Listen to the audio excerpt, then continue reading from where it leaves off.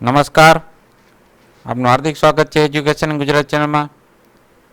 આજે આપણે ધોરણ 8માંના સામાજિક વિજ્ઞાનનો જે નવો કોર્સ આવ્યો છે, ઇતિહાસનો પહેલો પાઠ, ભારતમાં યુરોપિયનો અને અંગ્રેજી શાસનની સ્થાપના, આ પાઠનું શીર્ષક છે.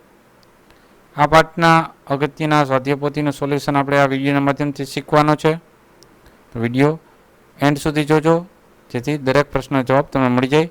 જો તમે ચેનલ પર નવા હોય તો ચેનલ સબસ્ક્રાઈબ કરી લેજો. પ્રશ્ન પહેલો છે, નીચે દરેક પ્રશ્નના ઉત્તર માટે આવેલા વિકલ્પમાંથી સાચો વિકલ્પ શોધીને ક્રમશર પ્રશ્ન સામે પેલા બોક્સમાં લખવાનો છે. પહેલો પ્રશ્ન, તુર્કોએ કયું શહેર જીતી લેતા યુરોપિયન પ્રજાને ભારત તરફ જળમાર્ગ શોધવાની ફરજ પડી? તો એ હતું કોન્સ્ટેન્ટિનોપલ, એ શહેર જીતી લીધું હતું. બીજો પ્રશ્ન, નીચેના પૈકી ભારતની કઈ વસ્તુની યુરોપની પ્રજાને અત્યંત આવશ્યકતા હતી? તો હતા એમના મરી મસાલા. ત્રીજો પ્રશ્ન, ભારત તરફ આવવાનો જળમાર્ગ કોણે શોધ્યો? તો શોધનાર તો વાસ્કો દ ગામા. ચોથો પ્રશ્ન, ભારતમાં પોર્ટુગીઝ રાજ્યની સ્થાપના કોણે કરી? તે કરી હતી અલ્ફાન્સો ડી આલ્બુકર્કે. પાંચમો પ્રશ્ન, ભારતમાં પોર્ટુગીઝોની રાજધાની કઈ હતી? તો હતી ગોવા. છઠ્ઠો પ્રશ્ન, નીચેના પૈકી કઈ યુરોપિયન પ્રજા સાગરના સ્વામી ગણાતી હતી? તે ગણાતી હતી પોર્ટુગીઝ પ્રજા. સાતમો પ્રશ્ન, અંગ્રેજોએ ભારતમાં પોતાની પ્રથમ કોઠી એટલે કે વેપારી મથક ક્યાં અને ક્યારે સ્થાપી? તેને સુરતમાં સ્થાપી ઈસવીસન 1613માં. આઠમો પ્રશ્ન, અંગ્રેજોની ફોર્ટ વિલિયમ નામની વસાહત આજે કયા નામે ઓળખાય છે? તે ઓળખાય છે કોલકાતાના નામે. નવમો પ્રશ્ન, ફ્રેન્ચ ઈસ્ટ ઇન્ડિયા કંપનીનું મુખ્ય મથક કયું હતું? તે હતું મછલીપટ્ટનમ. પ્રશ્ન 10, ગોળકોંડાના શાસક પાસેથી ફરમાન મેળવી મછલીપટ્ટનમમાં પોતાના સ્થાન જમાવનાર યુરોપિયન પ્રજા કઈ હતી? તો એ છે ડચ પ્રજા. પ્રશ્ન 11 છે, કયા યુદ્ધ પછી સમગ્ર બંગાળમાં અંગ્રેજોની સત્તા સ્થપાઈ? તો એ તો પ્લાસીના યુદ્ધ પછી. 12મો પ્રશ્ન, કયા યુદ્ધથી અંગ્રેજોને બંગાળ, બિહાર અને ઓરિસ્સાની દીવાની અધિકારો મળ્યા? તો એ બક્સરના યુદ્ધ પછી. પ્રશ્ન 13મો છે, અંગ્રેજોને દીવાની અધિકારો મળતા બંગાળમાં કઈ પદ્ધતિ અમલમાં આવી? તો એવી દ્વિમુખી શાસન પદ્ધતિ. પ્રશ્ન 14 છે, પ્રથમ બે મૈસૂર વિગ્રહો અંગ્રેજોને કોની સાથે થયા? તો તે હતા હૈદર અલી સાથે. 15મો પ્રશ્ન, તૃતીય અને ચતુર્થ મૈસૂર વિગ્રહો અંગ્રેજોને કોની સાથે થયા? તો એ થયા ટીપુ સુલતાન સાથે. પ્રશ્ન 16, કયા મૈસૂર વિગ્રહમાં અંગ્રેજો સામેના યુદ્ધમાં ટીપુ સુલતાનની વીરગતિ પામ્યો? તો ચતુર્થ યુદ્ધમાં. 17મો પ્રશ્ન, પેશવાનું મુખ્ય મથક કયા શહેરમાં હતું? તે હતું પુણેમાં. પ્રશ્ન 18, કયા ધારા અન્વયે ભારતમાં ગવર્નર જનરલની નિમણૂક કરવામાં આવી? તે કરી હતી નિયામક ધારા અન્વયે. પ્રશ્ન 19, કયા ધારા અન્વયે ભારતમાં સુપ્રીમ કોર્ટની સ્થાપના કરવામાં આવી? તે કરવામાં આવી છે નિયામક ધારા અન્વયે. પ્રશ્ન 20, કયા ગવર્નર જનરલે ભારતમાં સંધિ સેવાઓ શરૂ કરી? શરૂ કરી છે લોર્ડ કોર્નવોલિસે. પ્રશ્ન 21 છે, કયા ગવર્નર જનરલે સૌપ્રથમ વખત ભારતીયોને ન્યાયતંત્રમાં ઉચ્ચ હોદ્દા પર મૂકવાની શરૂઆત કરી? તો હતા લોર્ડ વિલિયમ બેન્ટિકે. પ્રશ્ન બીજો, યોગ્ય શબ્દો કે અંકો વડે નીચેના વિધાનોની ખાલી જગ્યા પૂરો. પહેલી ખાલી જગ્યા છે, પ્રાચીન કાળમાં ખાલી જગ્યા ભારત અને યુરોપ વચ્ચેના વેપારનું માધ્યમ મુખ્ય મથક હતું. તે હતું કોન્સ્ટેન્ટિનોપલ. બીજી ખાલી જગ્યા, ઈસવીસન 1498માં વાસ્કો દ ગામાએ કાલિકટના રાજા ખાલી જગ્યા પાસેથી મરી મસાલાનો વેપાર કરવાની પરવાનગી મળી. તો વાસ્કો દ ગામાએ પાસેથી જે કાલિકટનો રાજા હતો ઝામોરીન, બરાબર, એને લીધી હતી. ઝામોરીન રાજા હતો એનાથી, બરાબર. ત્રીજું છે, ડેનિશ પ્રજા ખાલી જગ્યાની વતની, તો ડેનમાર્કની. ચોથું, ડેનિશ પ્રજાએ બંગાળમાં ખાલી જગ્યામાં કોઠી મથક સ્થાપી? તો શ્રીરામપુરમાં. પાંચમી ખાલી જગ્યા, ઈસવીસન ખાલી જગ્યામાં ઇંગ્લેન્ડમાં ઈસ્ટ ઇન્ડિયા કંપનીની સ્થાપના કરવામાં તો એ 1600માં. છઠ્ઠી ખાલી જગ્યા અંગ્રેજોએ ઊભી કરેલી કિલ્લેબંધીવાળી ખાલી જગ્યા નામની વસાહત, નવી વસાહત આજે કોલકાતા નામે ઓળખે છે તો એ છે ફોર્ટ વિલિયમ. સાતમી ખાલી જગ્યા અંગ્રેજોએ ઈસવીસન 1651માં બંગાળ હતું એના પોતાની પ્રથમ કોઠી સ્થાપિત હતી અંગ્રેજોએ. આઠમું ઈસવીસન 1757માં બંગાળના નવાબ જે સિરાજ ઉદ્દૌલા હતા અને અંગ્રેજો વચ્ચે પ્લાસીનું યુદ્ધ થયું હતું. નવમી ખાલી જગ્યા છે બંગાળના નવાબ સિરાજ ઉદ્દૌલાના મુખ્ય સેનાપતિ કોણ હતું? મિર્જાફર ના વિશ્વાસઘાતના કારણે પ્લાસીના યુદ્ધમાં નવાબની હાર થઈ. 10મી ખાલી જગ્યા ઈસવીસન 1818 સુધીમાં સમગ્ર ભારત અંગ્રેજ શાસનમાં પરિવર્તિત થઈ ગયું હતું. 11મી ખાલી જગ્યા ઈસવીસન 1764માં બક્સરનું યુદ્ધ થયું. 12મી ખાલી જગ્યા બક્સરના યુદ્ધ વખતે બંગાળનો નવાબ મીર કાસિમ હતો. 13મી ખાલી જગ્યા ચતુર્થ મૈસૂર વિગ્રહમાં જે ટીપુ સુલતાન હતા એ લડતા લડતા વીરગતિ પામ્યા હતા. 14મી ખાલી જગ્યા મરાઠાએ પેશવાએ પોતાના રાજ્યને 4 વિભાગમાં વેચ્યું હતું. 15મી ખાલી જગ્યા ચતુર્થ મૈસૂર વિગ્રહમાં વિજયી બનેલા અંગ્રેજોએ મૈસૂર રાજ્ય અગાઉના વાડિયાર રાજવંશને સોંપ્યું. 16મી ખાલી જગ્યા મરાઠા અને અંગ્રેજો વચ્ચેના પ્રથમ યુદ્ધમાં બંને વચ્ચે સાલબાઈની સંધિ થઈ હતી. 17મી ખાલી જગ્યા ગવર્નર જનરલ કોર્નવોલિસે ઈસ્ટ ઇન્ડિયા કંપનીના કર્મચારીઓને વેપાર કરવા પર પ્રતિબંધ મૂકી ભ્રષ્ટાચાર વિરુદ્ધ નિયંત્રણો મૂક્યા. 18મી ખાલી જગ્યા ગવર્નર જનરલ લોર્ડ કોર્નવોલિસે આધુનિકતામાં પોલીસ ખાતાની સ્થાપના કરી. આધુનિક એટલે અત્યારની જે આધુનિક જે પોલીસ ખાતું એની સ્થાપના એ વખતમાં કરી હતી. 19મી ખાલી જગ્યા ગવર્નર જનરલ લોર્ડ વિલિયમ બેન્ટિંગના સમયમાં કલકત્તા એટલે કે કોલકાતા અને મદ્રાસ એટલે કે ચેન્નઈ જે હતું અને મુંબઈમાં હાઈકોર્ટની સ્થાપના કરવામાં આવી હતી. ત્રીજો પ્રશ્ન છે નીચેના વિધાનમાંથી ખરા વિધાન સામે ખરાની ખોટા વિધાન સામે ખોટાની નિશાની કરો. પહેલું વિધાન છે આર્થિક સમૃદ્ધિને કારણે ભારત હંમેશા વિશ્વના આકર્ષણના કેન્દ્રમાં રહ્યું છે તો વિધાન સાચું છે. બીજું વિધાન ઈસવીસન 1453માં યહૂદીઓએ કોન્સ્ટેન્ટિનોપલ જીતી લીધું તો વિધાન ખોટું છે. ત્રીજું વિધાન છે યુરોપના ફ્રાન્સ, પોર્ટુગલ, સ્પેન વગેરે રાષ્ટ્રોએ ભારત આવવાનો જળમાર્ગ શોધવા પ્રયાસો કર્યા તો વિધાન ખોટું છે. ચોથું કાલિકટના રાજા સામુદ્રિક એટલે કે જે જામોરીન હતા એ પોર્ટુગલને સુતરાઉ કાપડનો વેપાર કરવાની પરવાનગી આપી દીધી તો વિધાન ખોટું છે. પાંચમું વિધાન છે વાઇસરોય ફ્રાન્સિસ્કો ડી અલ્મેન્ડાએ ભારતમાં પોર્ટુગીઝ રાજ્યની સ્થાપના કરી તો વિધાન ખોટું છે. છઠ્ઠું વિધાન હોલેન્ડની ડેનિશ પ્રજાએ બંગાળમાં શ્રીરામપુરમાં કોઠી એટલે કે મથકની સ્થાપના કરી તો વિધાન ખોટું છે. સાતમું વિધાન અંગ્રેજો ઈસવીસન 1651માં હુગલી નદીના કિનારે વેપારી કોઠી મતલબ મથકની સ્થાપના કરી તો વિધાન સાચું છે. આઠમું દક્ષિણ ભારતમાં એકાધિકાર સ્થાપવાના મુદ્દે ફ્રેન્ચોને અંગ્રેજો સાથે કર્ણાટક વિગ્રહો થયા તો વિધાન સાચું છે. નવમું બંગાળના નવાબ વિશ્વાસુ માણેકચંદે લાંચ લઈને કલકત્તા અંગ્રેજોને આપી દીધું તો વિધાન સાચું છે. 10મું વિધાન છે બક્સરનું યુદ્ધ 22 ઓક્ટોબર 1757માં થયું હતું તો વિધાન સાચું છે. 11મું છે દ્વિતીય મૈસૂર વિગ્રહ સમયે ઈસવીસન 1782માં હૈદર અલીનું અવસાન થતાં બંને પક્ષ વચ્ચે સંધિ થઈ તો વિધાન સાચું છે.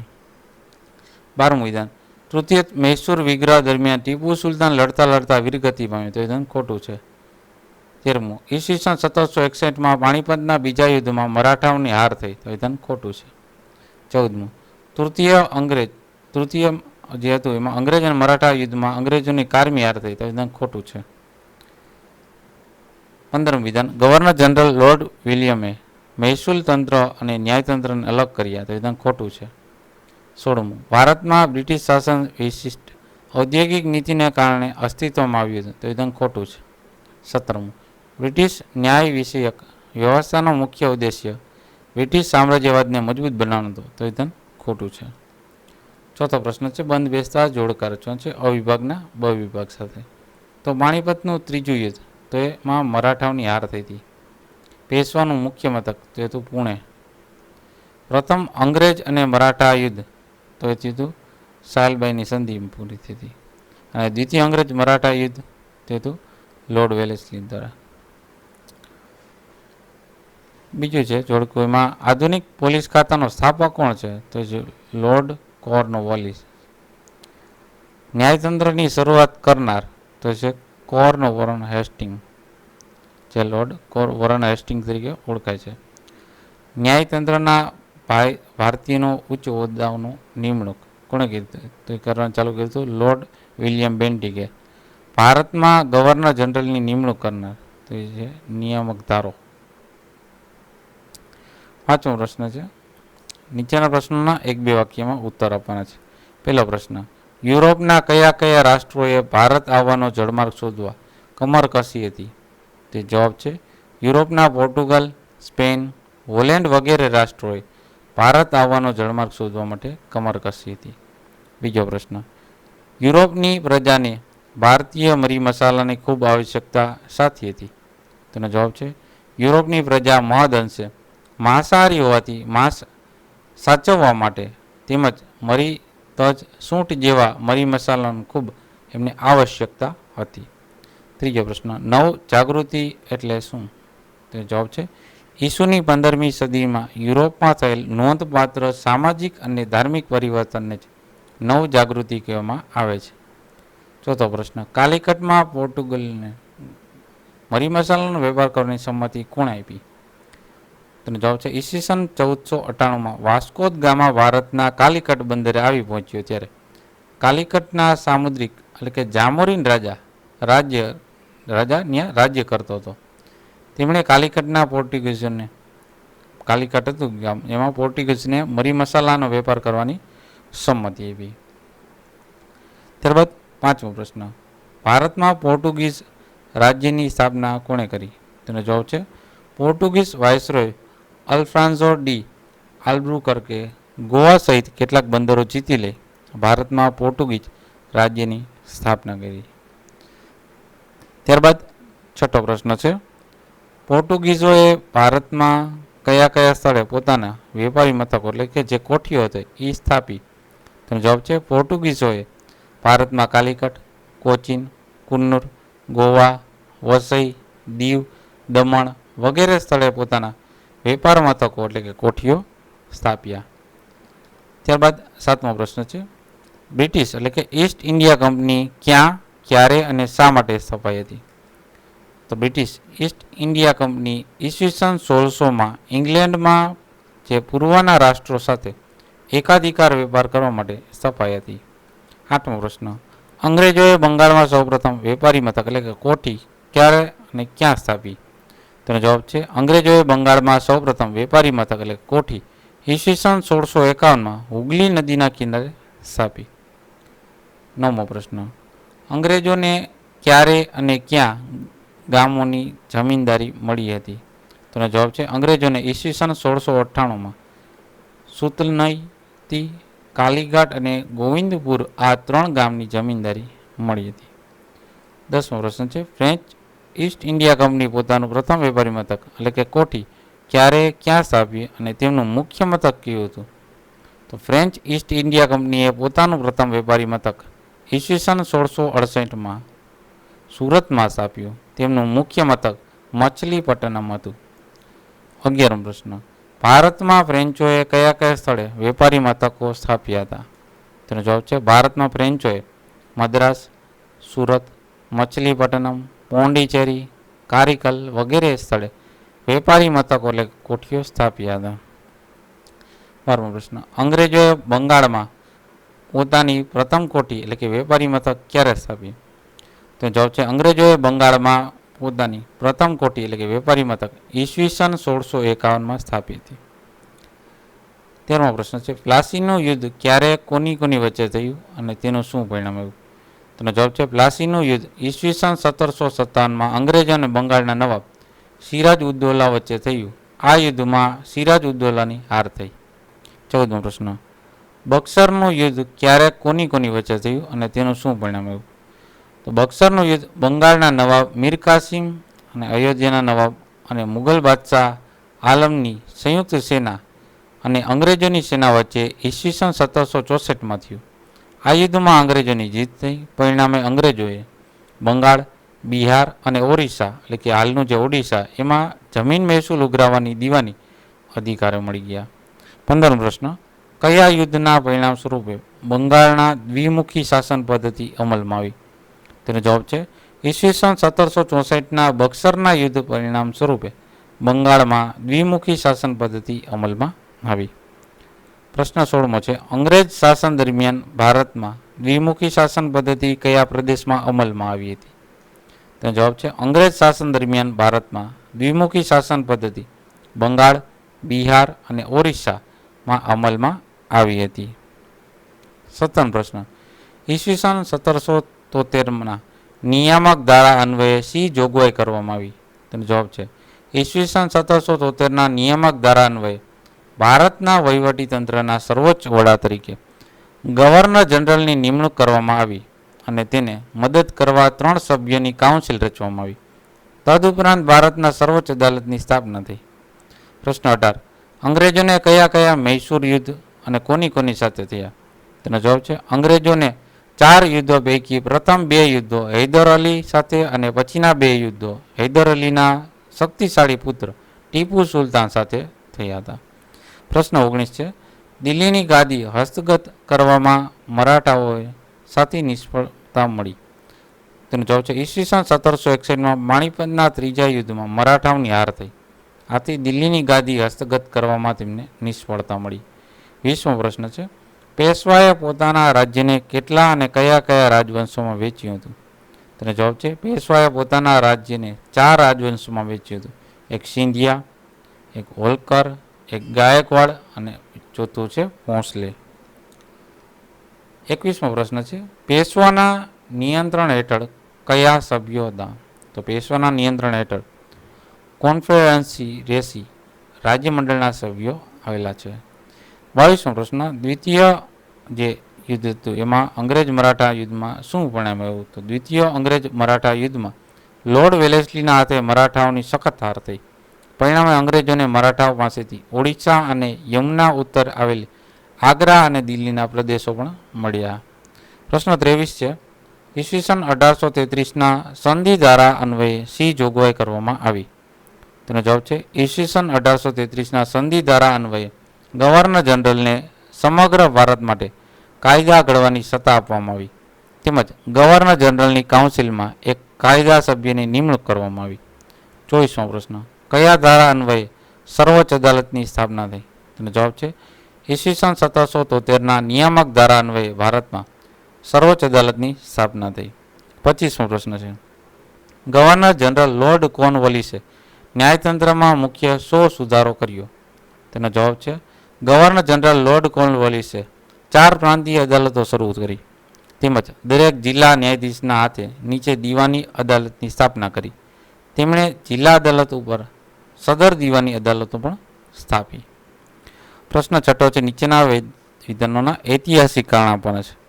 પેલું છે, પોર્ટુગીઝો સાગરના સ્વામી કહેવાયા, એવું શું કામ કહેવાય? તેનો જવાબ છે ભારતની કોઈ પણ વ્યક્તિએ હિન્દ મહાસાગરના દરિયાઈ માર્ગનો ઉપયોગ કરવો હોય તો પોર્ટુગીઝોની પરવાનગી લેવી પડતી. આમ પોર્ટુગીઝો દરિયાઈ માર્ગ પર એક હતું સત્તા ધરાવતા હોવાથી તેઓ સાગરના સ્વામી કહેવાતા.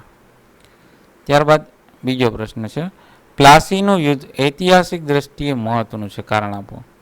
તેનો જવાબ છે ઈસવીસન 1757ના પ્લાસીના યુદ્ધમાં વિજય મેળવીને અંગ્રેજોએ બંગાળના નવાબ પાસેથી 24 પરગણા વિસ્તારની જાગીર મેળવી.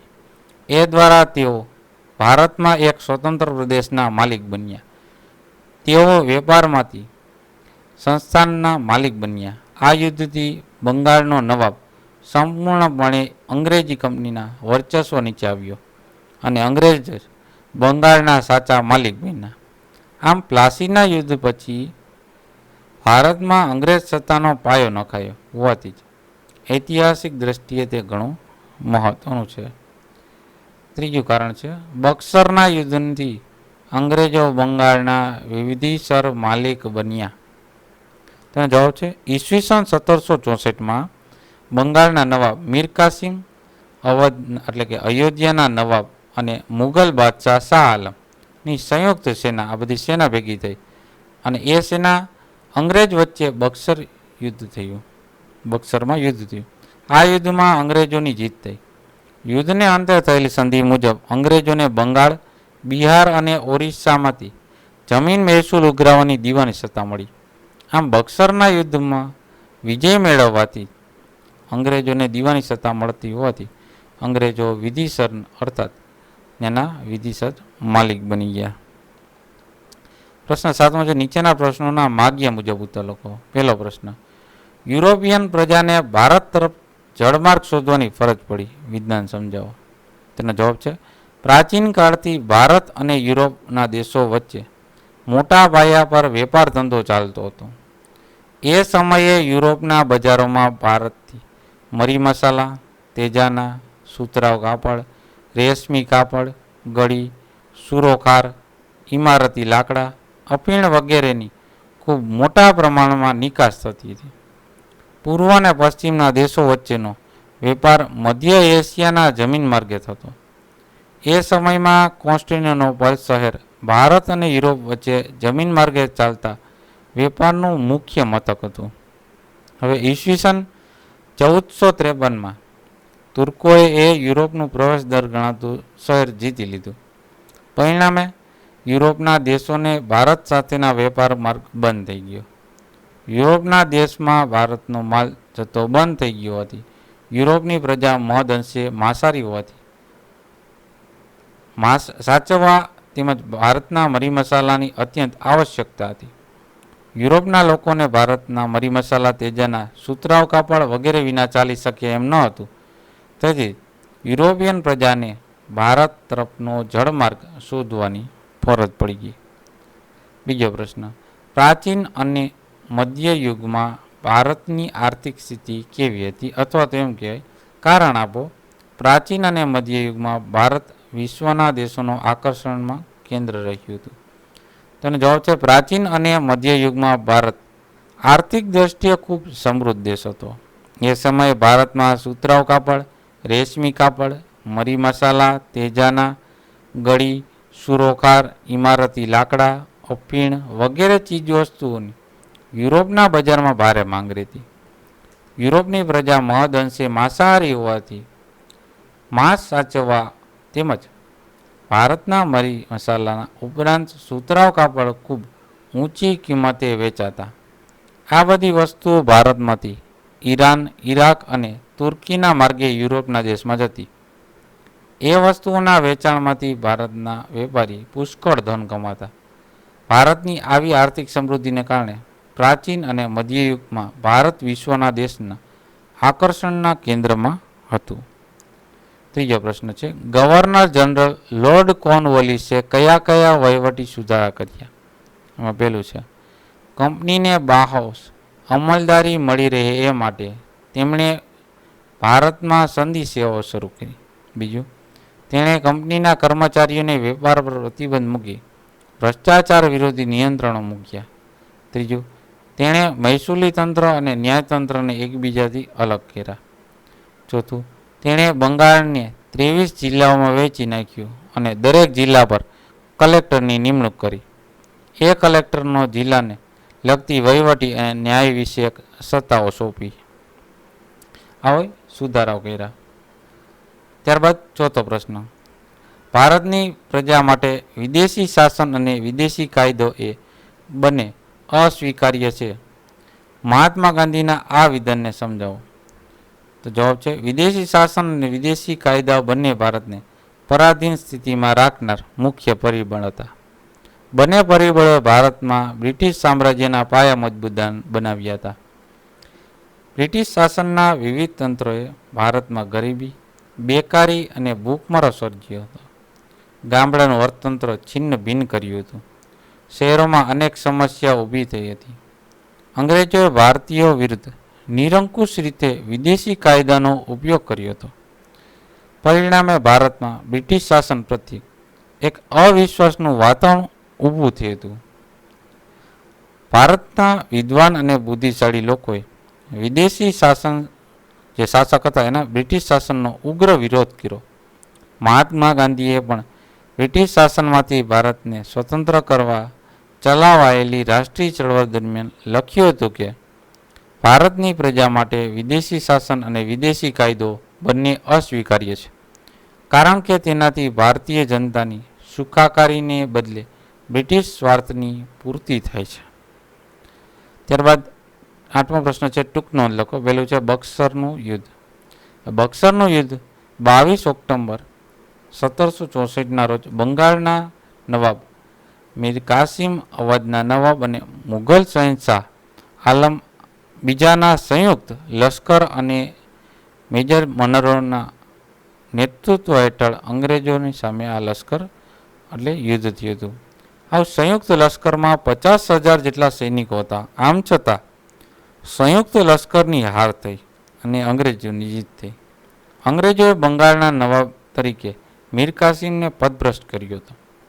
યુદ્ધને અંતે થયેલા કરાર મુજબ અંગ્રેજોને બંગાળ, બિહાર અને ઓરિસ્સામાં જમીન મહેસૂલ ઉઘરાવવાની દીવાની સત્તા મળી, જ્યારે વહીવટ કરવાની જવાબદારી નવાબને જ સોંપવામાં આવી.